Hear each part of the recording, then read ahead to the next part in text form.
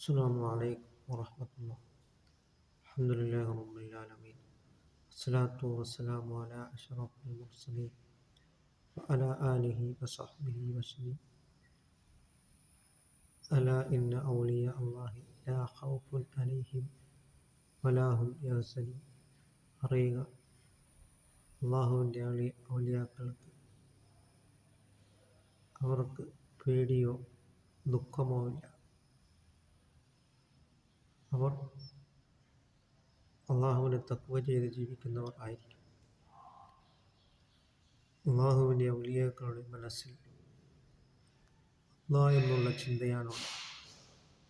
മൻ ഖാഫ റബ്ബഹു, ഒരുത്തൻ ആകാശഭൂമികളായ സംരക്ഷകനും സംവിധായകനുമായ അള്ളാഹുവിനെ ഭയന്നു കഴിഞ്ഞാൽ ലോകത്തിലുള്ള എല്ലാ വസ്തുക്കളും അവനെ ഭയക്കുന്നതാണ്. അതുകൊണ്ട് നാം അള്ളാഹുവിനെ നാം അറിയുകയും അള്ളാഹുവിനെ നാം സ്മരിക്കുകയും ചെയ്യുക.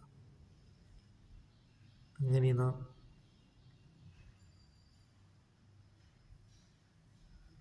ശരീരത്തെ അറിഞ്ഞു കഴിഞ്ഞാൽ അറഫ നഫ്സഹു അറഫ റബ്ബഹു, ആകാശഭൂമികളുടെ സംരക്ഷകനും സംവിധായകനുമായ അള്ളാഹുവിനെ അറിയുന്നതാണ്. അങ്ങനെ നാം അള്ളാഹുവിൻ്റെ പ്രീതിയിലായിട്ട് നാം ജീവിക്കുവാനും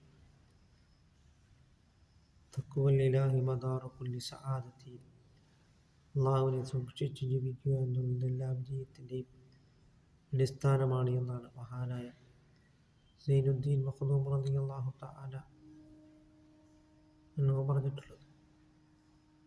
അങ്ങനെ നാം അള്ളാഹുവിൻ്റെ പ്രീതിയിലായിട്ട് നാം ജീവിക്കുവാനും നാം ശ്രമിക്കുക.